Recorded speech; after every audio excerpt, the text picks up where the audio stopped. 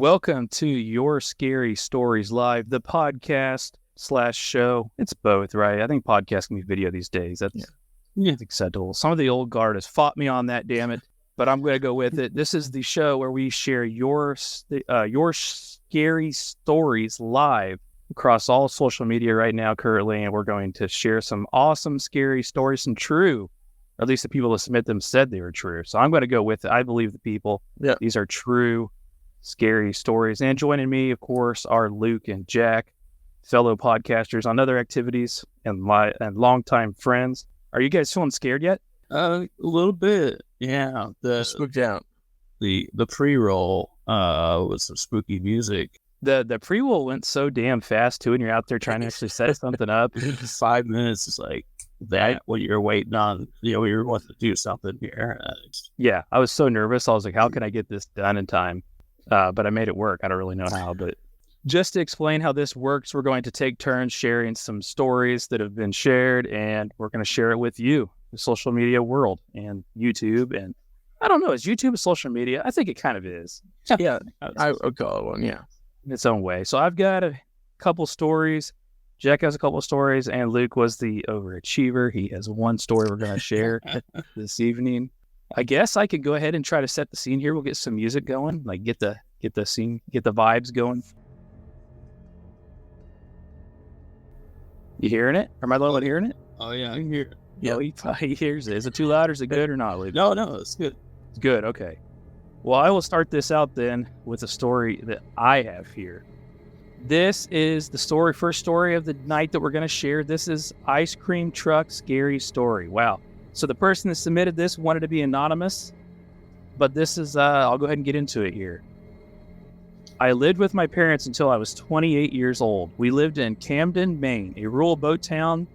They were hardly ever home because of work and just traveling a lot. So I'd hold down the fort a lot.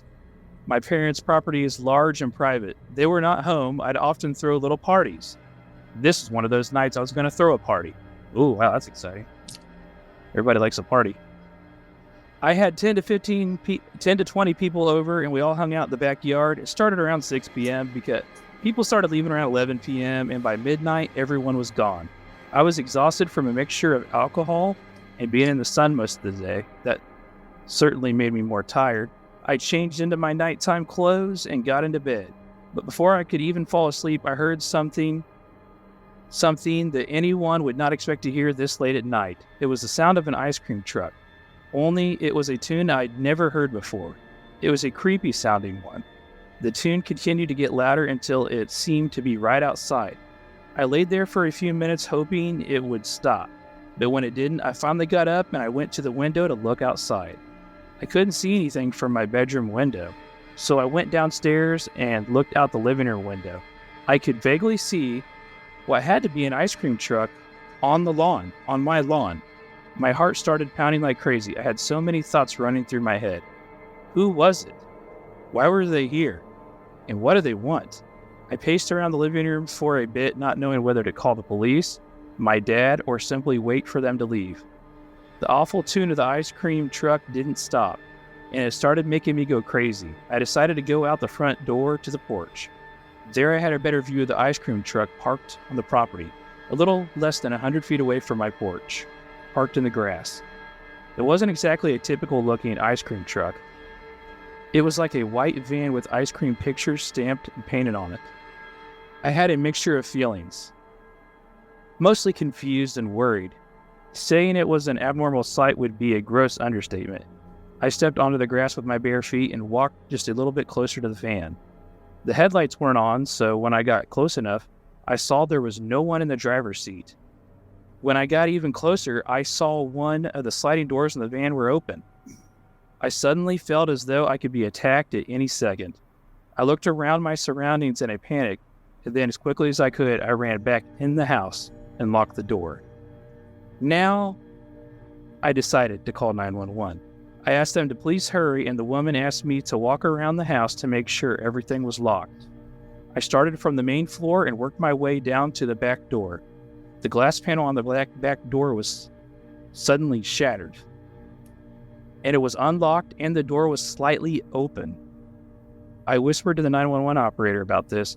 She told me to go into a room with a lockable door and wait there until the officers arrived. I was freaking out and tiptoed to the nearest bathroom and locked the door.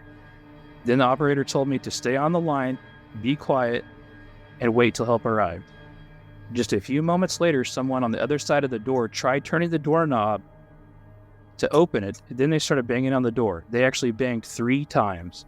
The woman on the phone said quietly to me that she heard it, I needed to remain quiet and very calm. Then all of a sudden, after a few moments, I heard the back door suddenly slam shut. Half a minute later, the tune of the ice cream truck slowly faded away and the van was driving away. I told the woman the van was driving away. She said to wait until the officers arrived. They took a disgustingly long time to arrive. When I was waiting in the bathroom for what seemed like at least another 5 to 10 minutes. If they had arrived in a more timely manner, they could have caught whoever it was that broke into my parents' house. Instead, all that happened was they filed a police report. My personal theory is that the ice cream truck tune was supposed to be a distraction for something while they broke into the house. I'm sure there was more than just one person in that van. I'm happy this happened to me when I was 23 years old and not 10 years old, because that would have traumatized me forever. Or that would still traumatized me forever at 23. That traumatized me now. So when I read this story, I was like, this is absolutely crazy. I remember as a kid, the ice cream trucks would come around your neighborhood, and it was such a joyful thing. But he's taken this moment here in this story, something that's usually so joyful, and made it so scary and sinister, right? Can you imagine just laying there, and somebody else is mentioning on Facebook that the person, he did say he was intoxicated to start this off. He did say that, I guess. But you'd have to be hella drunk to be blacked out on this. So to me, this is crazy when I heard about it, because I'm like imagining laying there and like all of a sudden I've got an ice cream truck tune playing and it's sitting it's parked in my yard.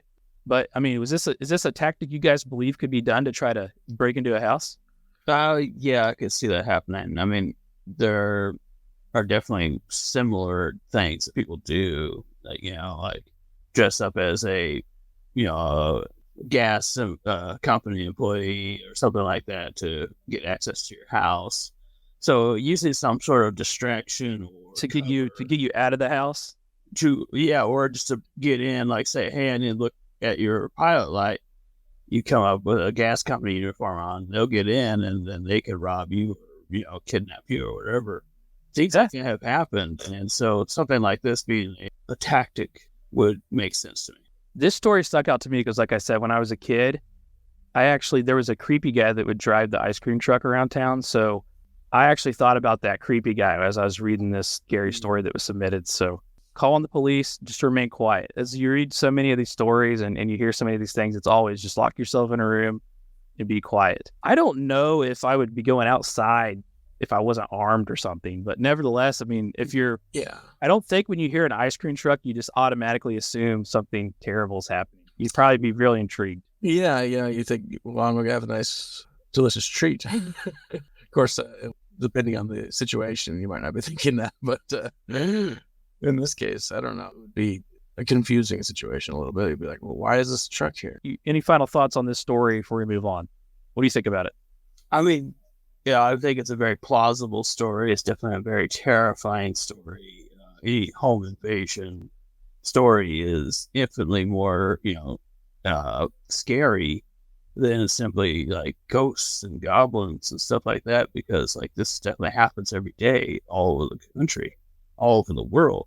And so the idea of someone, breaking in, maybe using something innocent, seeming ice cream truck to perpetrate this crime is a terrifying notion. So whether or not the story is true, the act of it is possible and most likely it's happened in some fashion somewhere.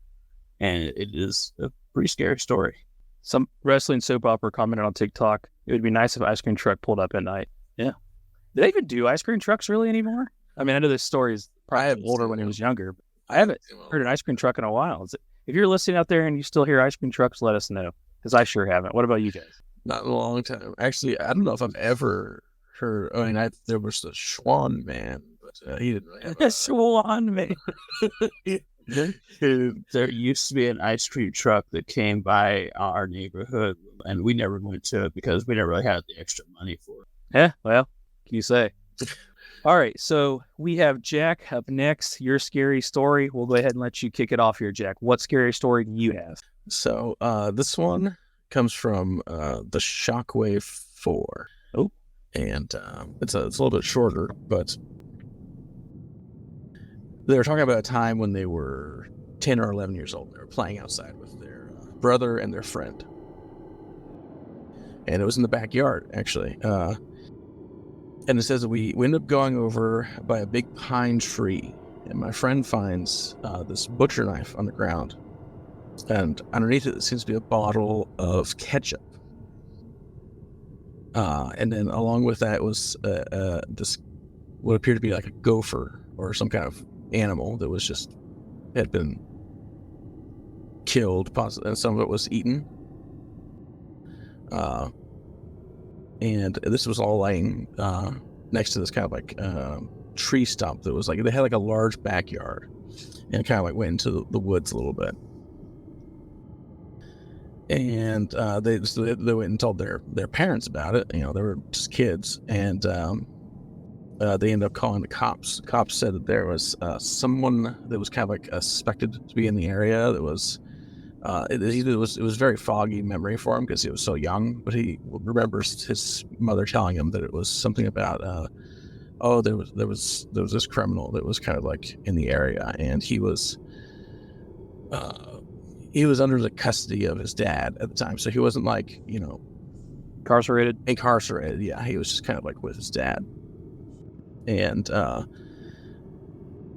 it was a very, you know, strange set of items, but you know, they kind of like went about their day or their lives after that. It was a couple of days later that they were asleep in their bed, and it was about 2 a.m. they think, and their dad comes into the room, opens the door, and he just starts shouting. He starts shouting, "Get out! Get out!" And the kid, you know, he's not a kid anymore, but at the time he thought he was getting yelled at by the parent, like he was, you know, saying, "Why, you know, kind of like, why are you saying this to me?" And the parent kind of like takes something and kind of like flings it across the room, and he turns and looks out his bedroom window. And there was a man standing outside, just staring through the open window. And they kept shouting, "Get out of here, get out of here." And this guy who's in the shadows, standing outside, who knows what his intentions were, he just takes running off into the backyard and into the woods that apparently was going to lead, it eventually led to their neighbor's house. And they said they remember seeing cop cars driving around that night with spotlights kind of like shining off into the woods to kind of look for whoever it was. They actually never found out who it was, but they do believe it was one of their neighbors. And they end their story here with saying that it was 12 years ago when it happened, and they said they still remember how horrified they were that someone was peeking into their bedroom in the middle of the night. Along with what we were saying just a second ago, a very real, very terrifying thing that can happen. You said they think it was like a gopher. So that was like the events that led up to it. It's kind of what the story is saying. Yeah. So I think they kind of like just realized that there was someone that was just getting into their backyard, messing with things, putting things in different places, possibly, you know, eating wild animals or something like that, something to that effect. It's difficult for them to kind of piece together, you know, just strange events that were happening before that, but definitely very odd. That's the kind of stuff that makes you really kind of like feel anxious when you think about your own family. What could happen if I don't happen to walk in the room like his dad walked in that room at that moment? What he had.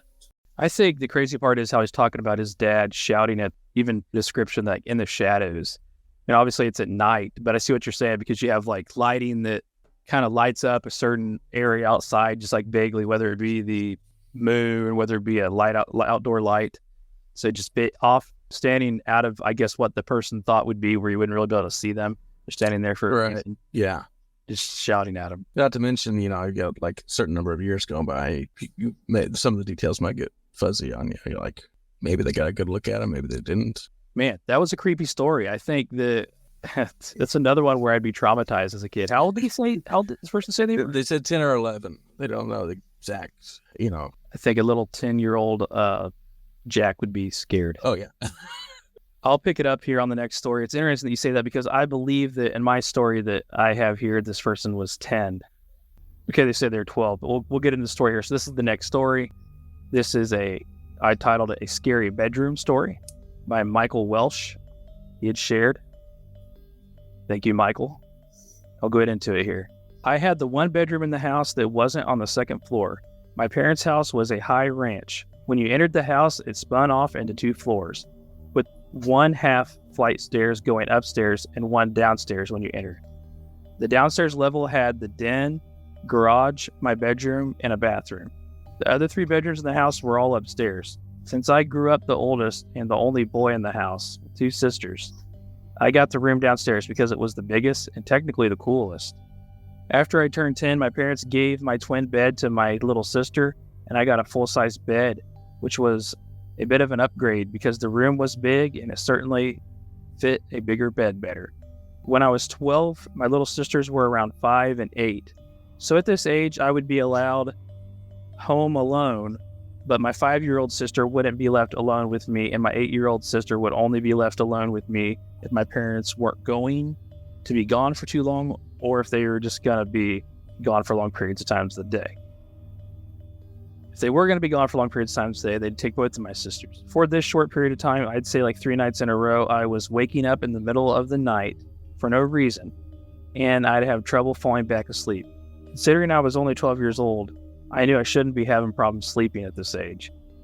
I was sleeping with the fan on next to my bed because it was so hot that couple of days, right in the middle of the summer. I wasn't sure what exactly was waking me up, considering the fan provided a steady white noise. One of these nights, I got up after waking up to refill a glass of water.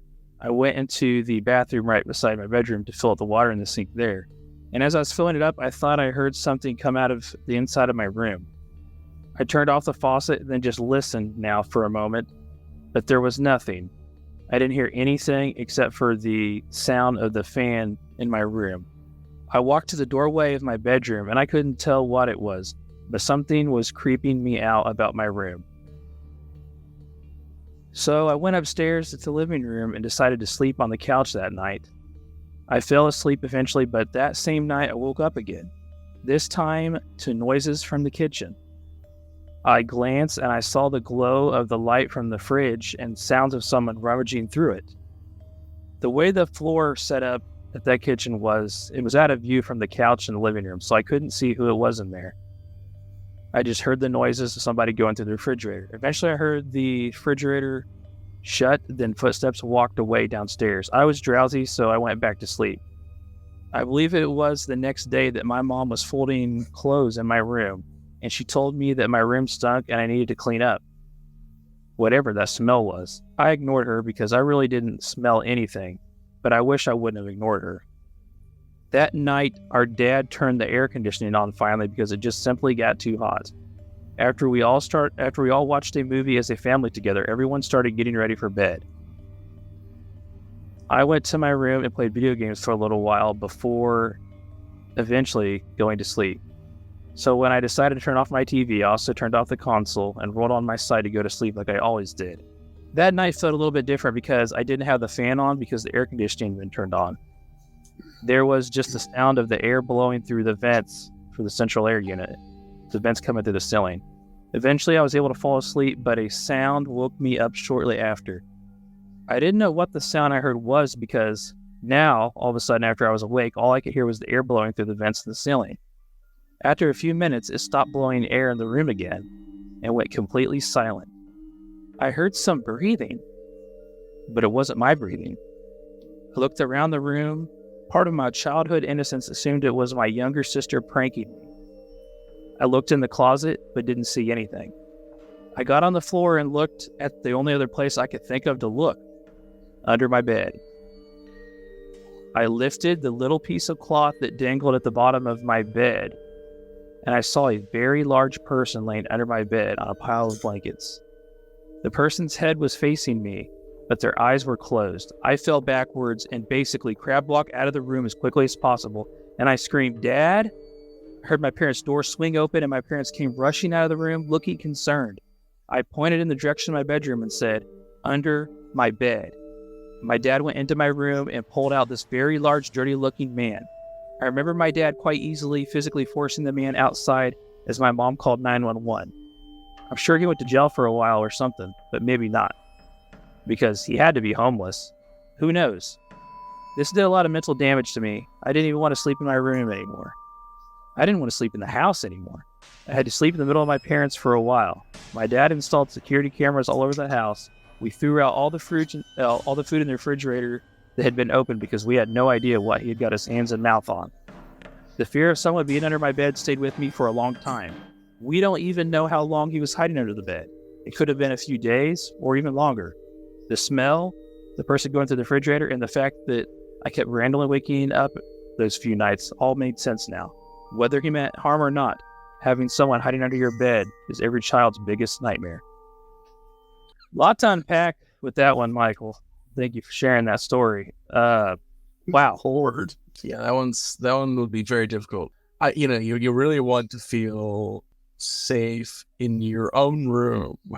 So I don't know. I would be very difficult to get to sleep for a Never long again. time. Yeah. I would think it would probably make it part of my routine to check under my bed after that. I would have to know. I guess so obviously I grew up with you guys, and I know you guys have stayed the night at your house and the same. Sleeping with a fan is a pretty common thing. Yeah.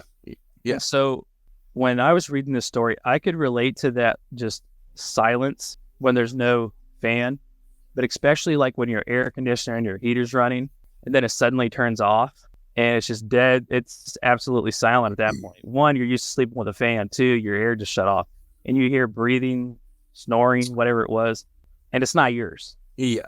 That's straight out of nightmare right there. He was realistic, right? He thinks automatically like, hey, it's my little sister probably playing a prank on me, which should be more likely than a homeless man being out of your bed. Right. And then after when they were like, well, we should probably get rid of this food. So it sounds like he had stockpiled some of his clothes and blankets and been hiding under the bed. So this all makes sense now as he goes back, and he made sure to highlight in this story that his mom talked about the smell in that room, and he wished he would have listened. Did you guys catch that too?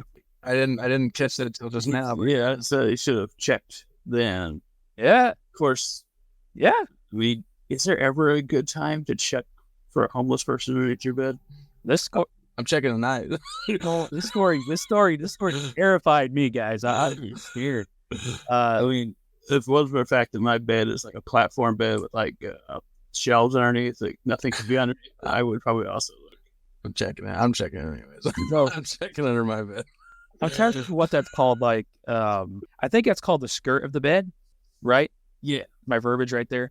So can you imagine, you think you hear a noise, you've looked in the closet, nothing's in there, and you could think, there's one more spot to check. That's under my bed.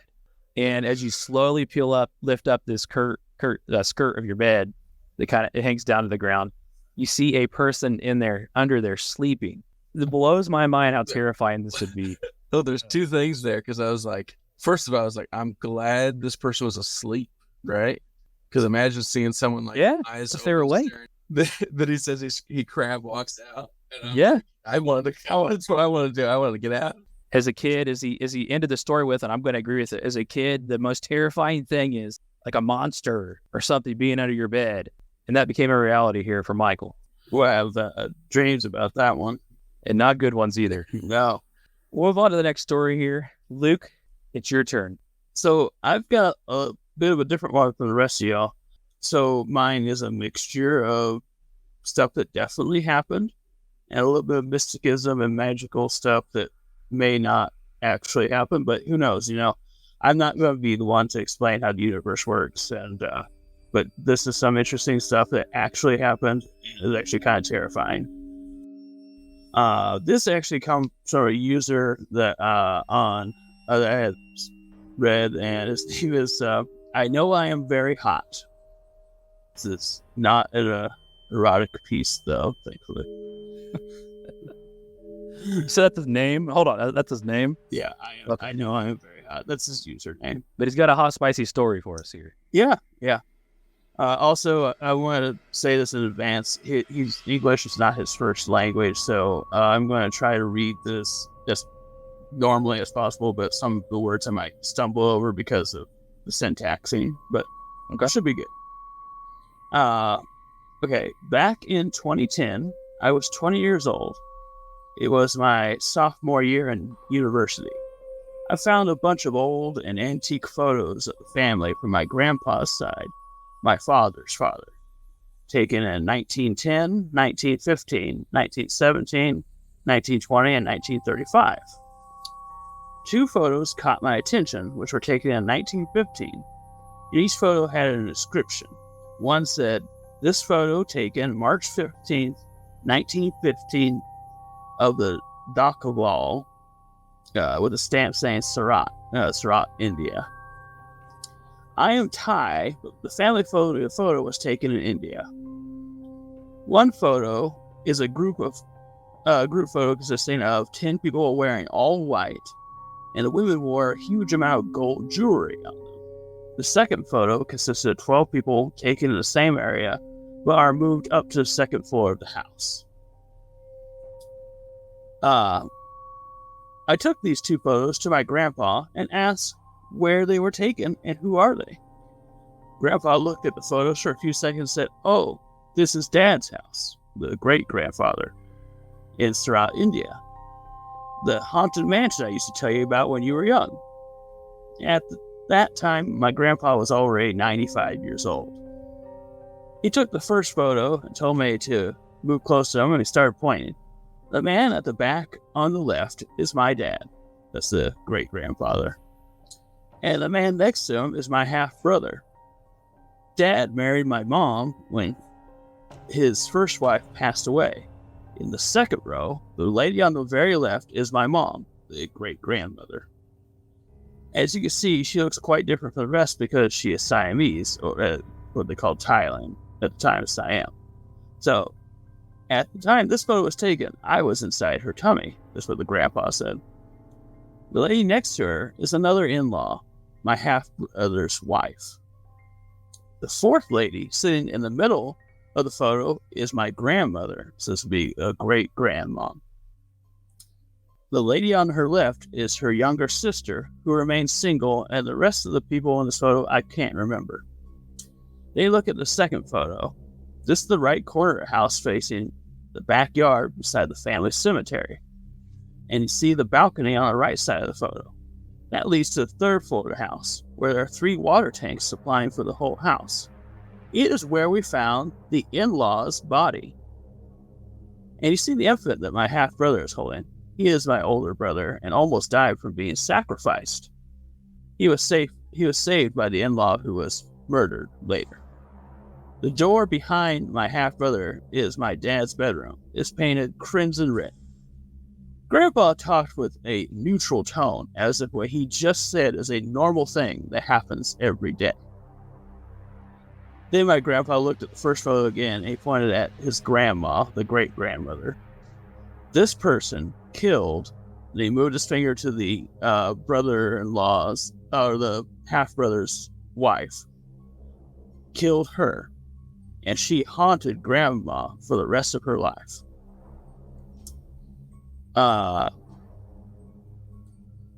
In Surat, India, there's the local belief that happens once in a blue moon on how to attain wealth in a shortcut way.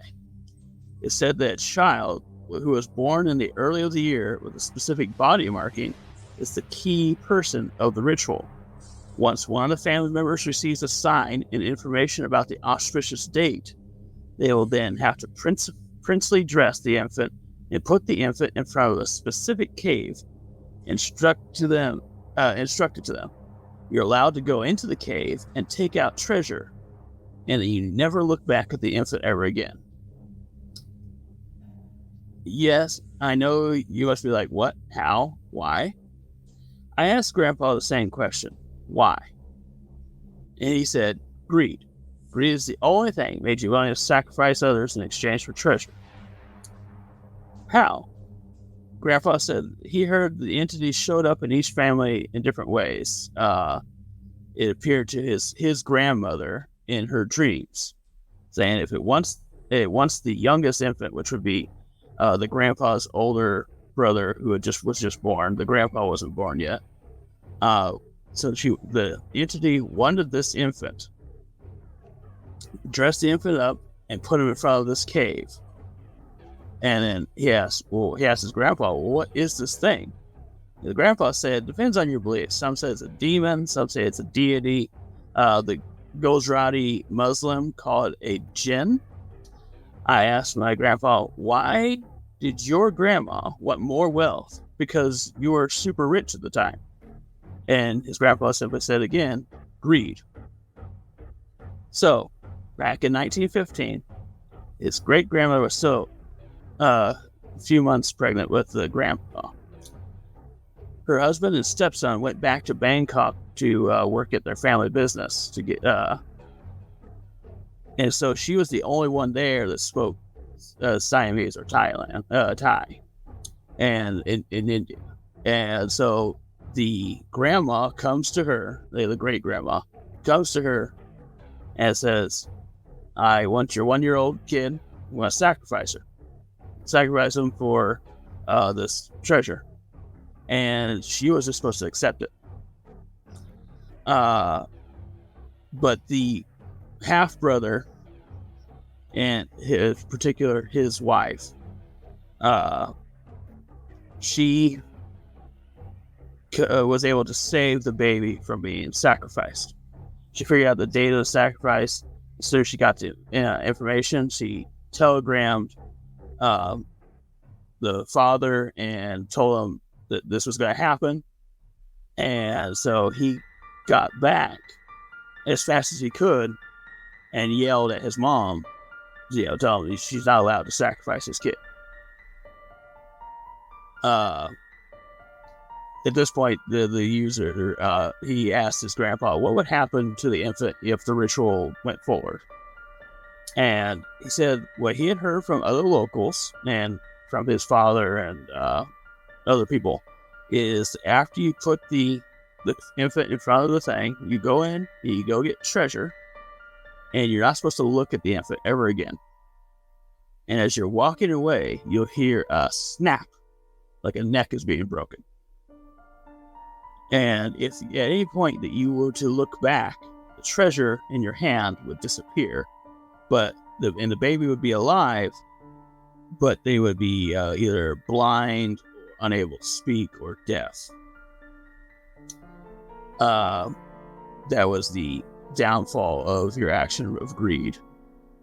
So, growing up in the mansion, Grandpa knew that his grandma and that in-law never liked each other ever again because she stopped the ritual from happening by getting the father to come back and stop it. And one day, the in-law went missing. No one saw her for a week.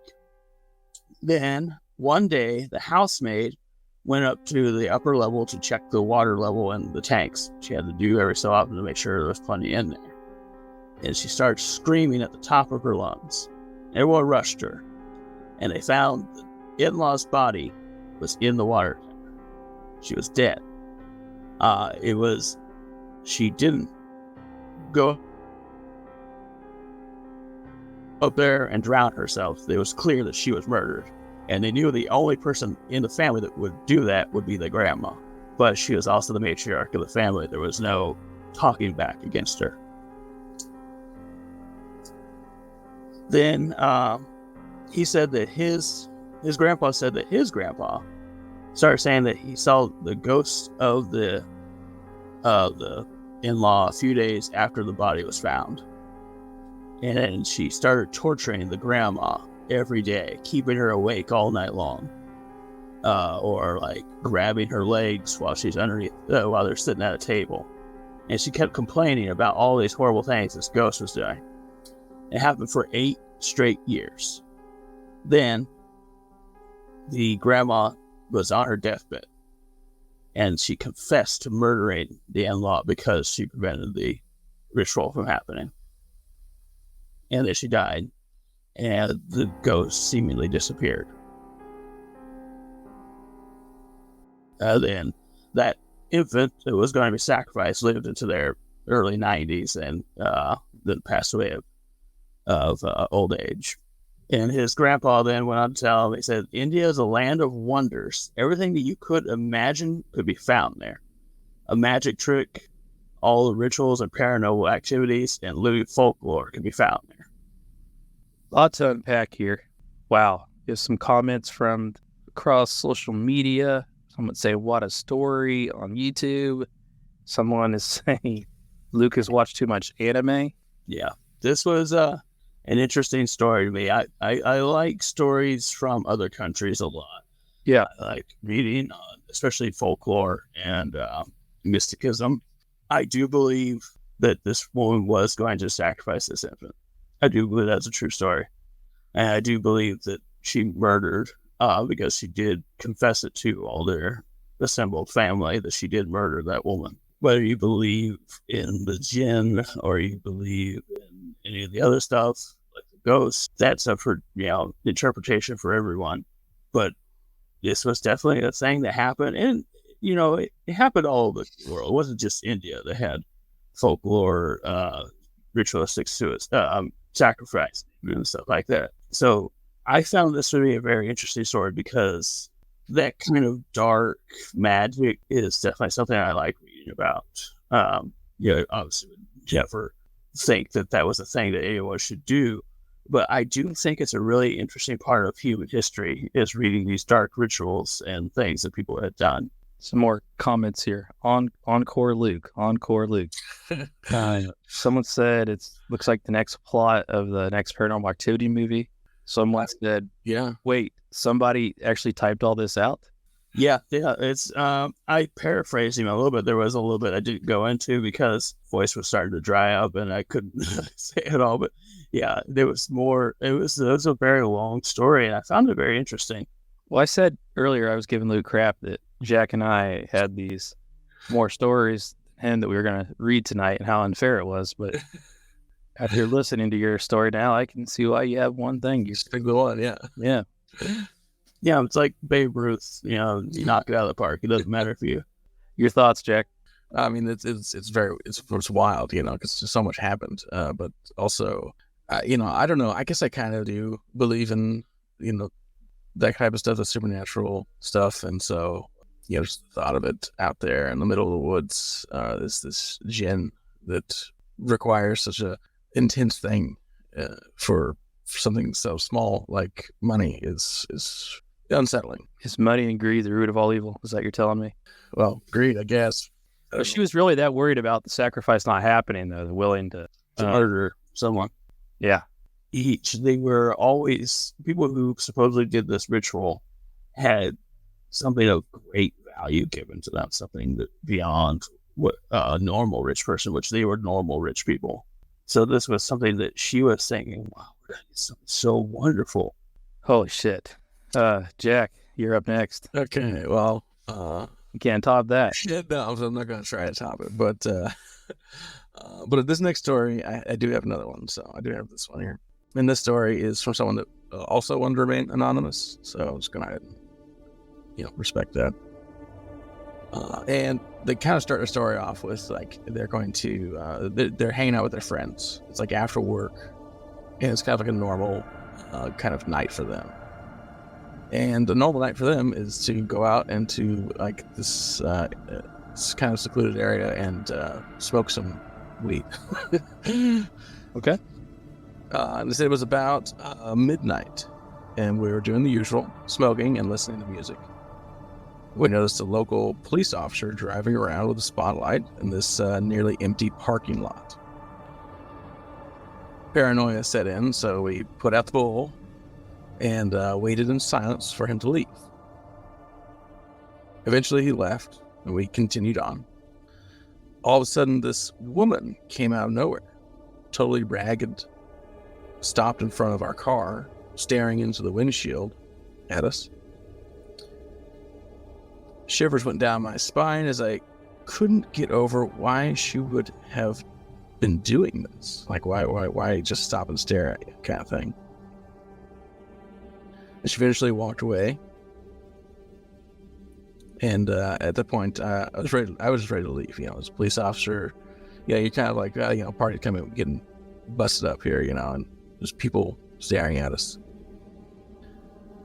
But one of the three of us who didn't see this person directly was convinced that we were just high and paranoid, and maybe there just wasn't anyone there in the first place. And they were like, well, let's just chill out. Let's just sit here for a little while longer, listen to some more music. I mean, you gotta imagine, like, after work, and this is like a routine for you. You don't think that something crazy is going on. And the poster was saying I was shaking, was very uneasy. This whole thing it just felt unsafe. And I kept looking over my shoulder behind my car. My friends were joking with me about how weird everything was, and I was just I was the one who was the only one who was paranoid. But I had a feeling we weren't safe. A few minutes later, I had begun to look over my shoulder less and less. Started to get a little more comfortable. Started to realize maybe this wasn't as big of a deal. But having to look behind the car to see the same woman started sprinting towards us. Started reaching for the driver's door. He looks out the window and sees she's got a knife in her hands. And so he says that this is his words. He says, my sympathetic nervous system kicked in, and I started the car without saying a word and peeled out of the parking lot, not stopping until I was off campus. He mentions he was on campus. Apparently, she had been creeping around all the cars in the parking lot, going all the way around the perimeter just so that she could attack from an area where he wasn't looking. And then later, he goes on to say that later we found out the police were looking for this person. She had previously killed her husband and the woman he was having an affair with. Police were trying to look for her. That's why they were in the parking lot at the time. And apparently, what they believed was that she was trying to steal their car to get away. This sounds like something that happens a little bit too often.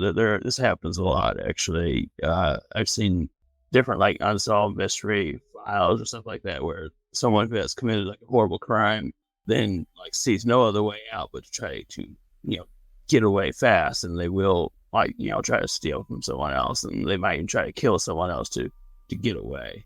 It's certainly possible. I was when I found it, I was like, there's something to this, but I do wonder what became of it. Did they catch this person? It gets kind of vague towards the end, and I wasn't sure if they caught this person or not. It sounds like they know who the person was. So I mean, yeah, that's true. Likelihood, they can't run for forever. Right. I can see what the person was saying when they talked about. So obviously they're smoking pot, right? So they're already paranoid. And they start seeing the cops are nearby and all that. So it kind of all matches up together why he was trying to get to, why the cops are nearby. Yeah, I forgot about that part, actually. Not gonna lie.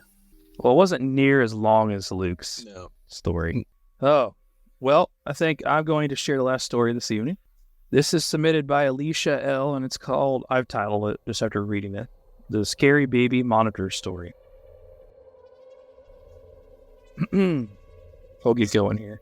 Wait for this background music's amazing. Yeah, if you're listening live, make sure you like, share, all that. Help us out here, get this spread a little bit more. We're live across all social media. It's like Twitter has the biggest listenership, viewership right now. TikTok, I've just started going live on there, so it's just minimal people. But if you're listening, we appreciate it. So people listen on YouTube too. So I'll get into this. This is Scary Baby Monitor Story. I'm going to Man, this music is just epic. He is actually going to ask you where you got it later. Oh, I did it all, man. You know I did that. Gonna cut me off here. Eventually it's gonna stop. What you're about to hear is the scariest thing I've ever experienced. My sister and her husband were going away to Hawaii for a week.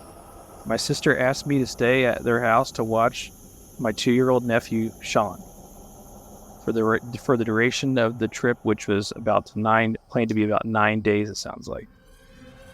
2 was a tricky age for me because Sean was still in diapers at the time, and changing diapers was the last thing I would ever want to be doing.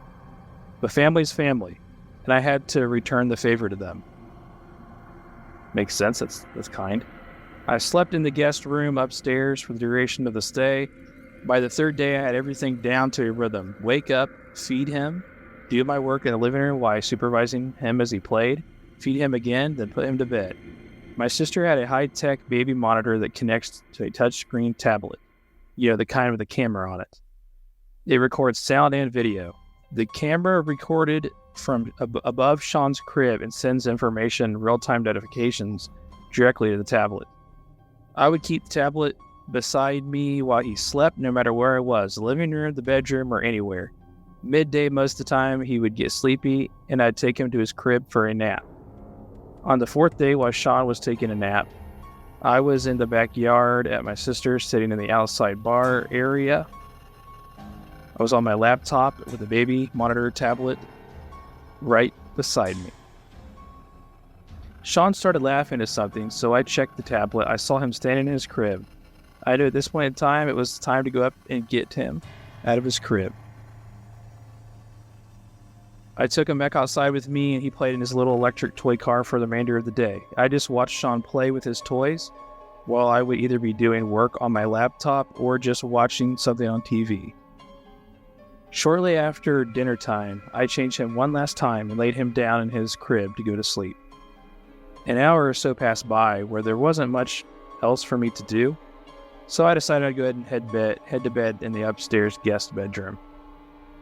While I was laying in bed in the dark room, suddenly the tablet lit up. It was sitting on the bedside table.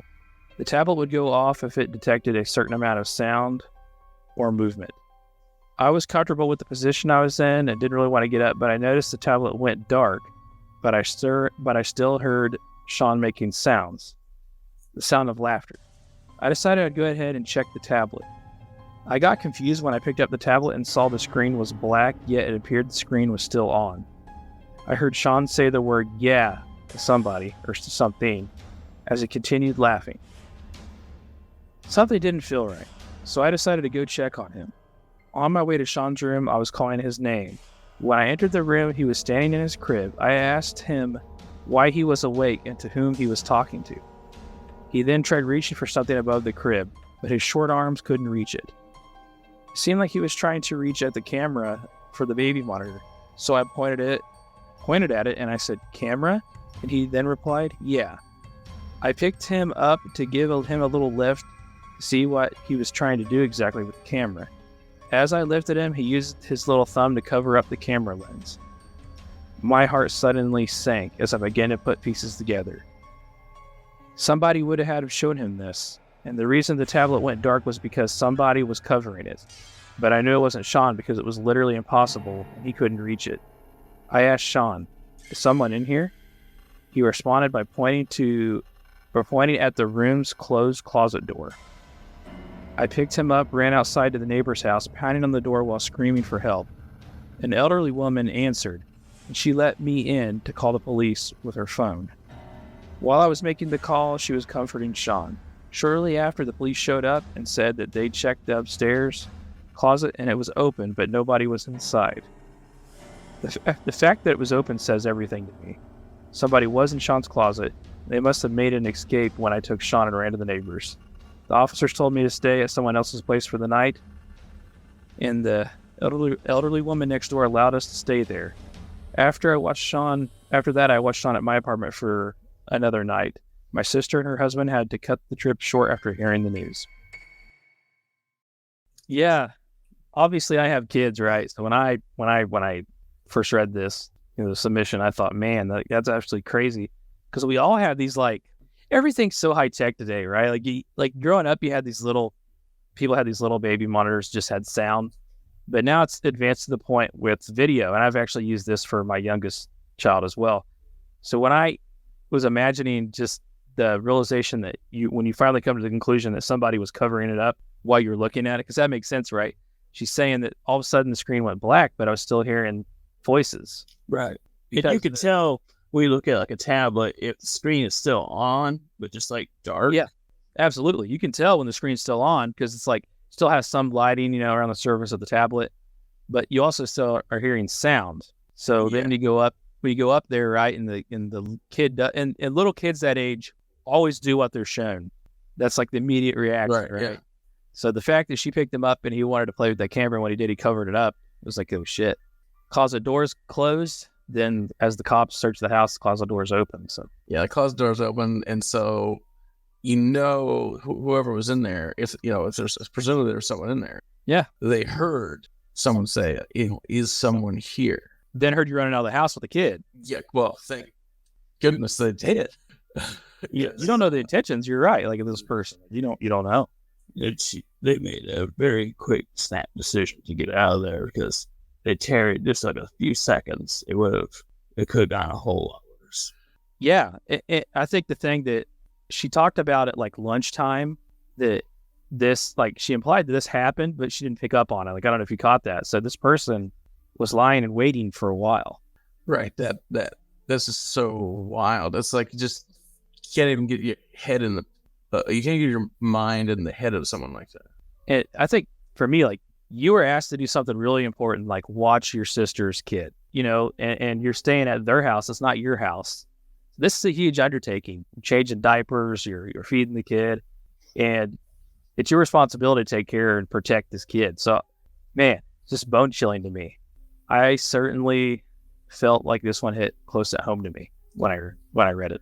For sure. People are asking for one more story. I could do that. You guys up for one more story? My story? Yeah, you got one. Yeah, this is 100% true story. From when I was a kid, I'll go into this story that happened to me. I want to say, not quite 10 years old. Like I said, I don't know for a fact. We had a house growing up for a while before I moved into the city and met you guys, where it was out in the country. You didn't really see a lot of people. We had like one neighbor, but you couldn't really, couldn't really see their house. So it was secluded. I'm saying it's secluded is what I'm saying. One night I was laying in bed and I had fallen asleep, and I had a bunk bed, and I had a step sibling at this point in time. And the step sibling, I had a younger brother, step sibling, slept on the top bunk. I slept on the bottom bunk. I woke up in the middle of the night, and the way the bed sits in the room, you can see out the door into the kitchen. I woke up in the middle of the night, and for whatever reason, I don't know why, I looked around the room, and you know how it is when you first wake up and you look back on things, you're like, was I dreaming or not? Right? Like you consider that. Was this a dream? Did it really happen? I looked around the room and I saw the brand new Michael Jordan poster I had put on the wall in my room that day. I remember getting a drink of a glass of water sitting on my bedside.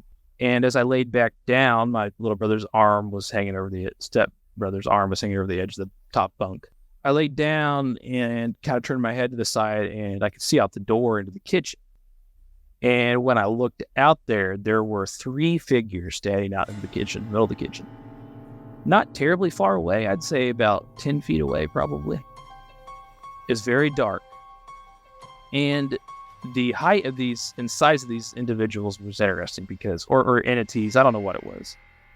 It was humanoid shaped, I guess you could say.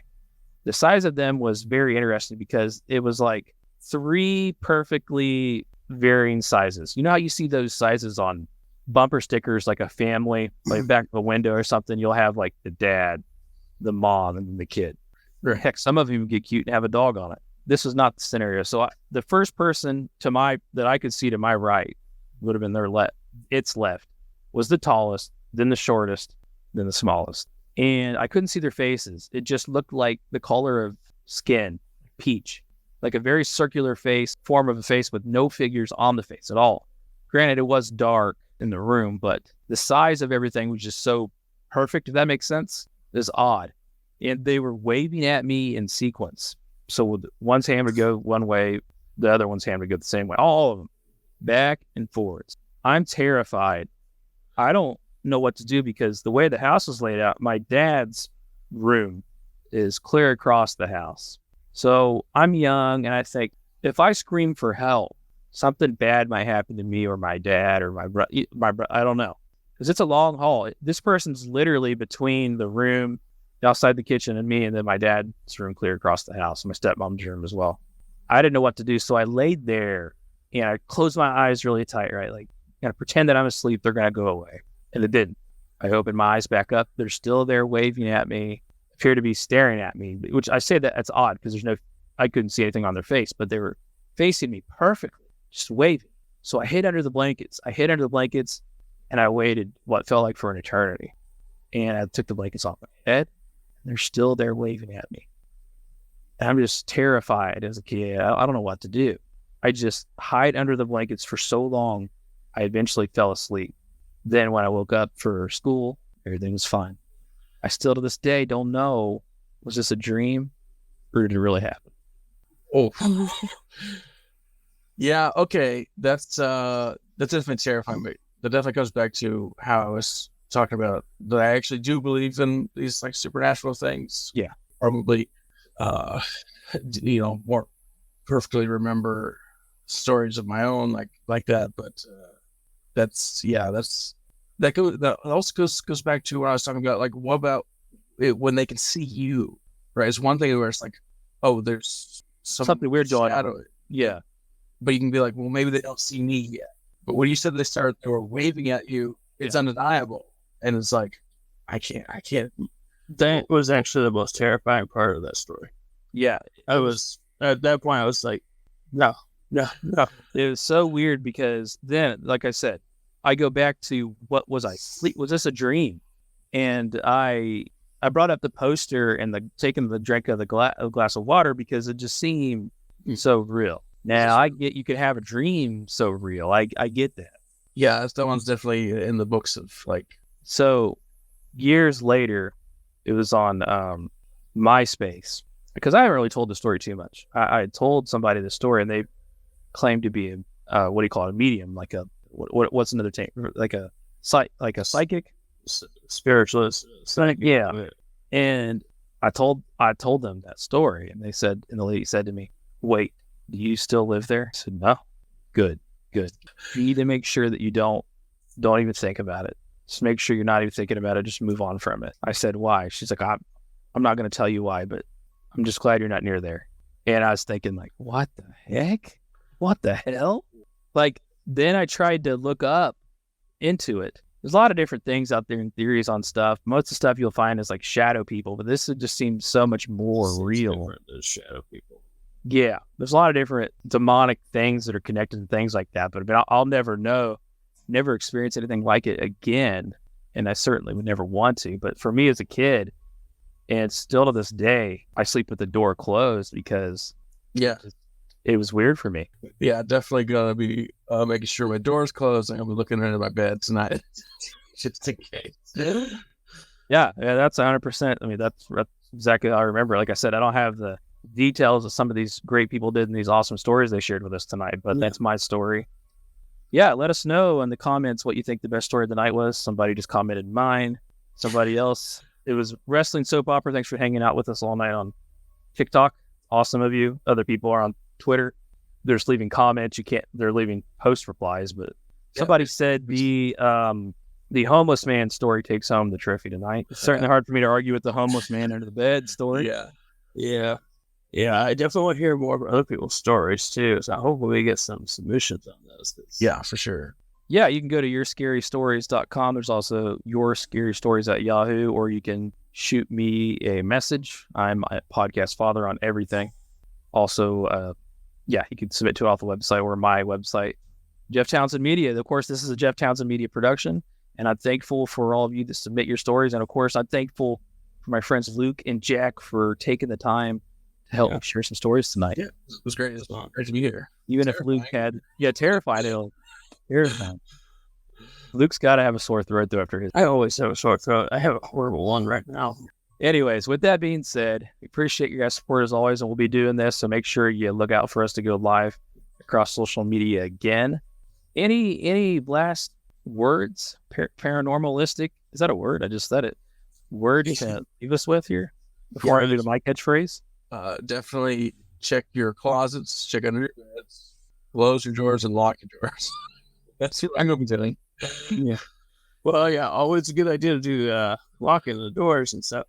You know, this is one thing I've always thought about people who like get attacked by, ghosts or demons or stuff like that.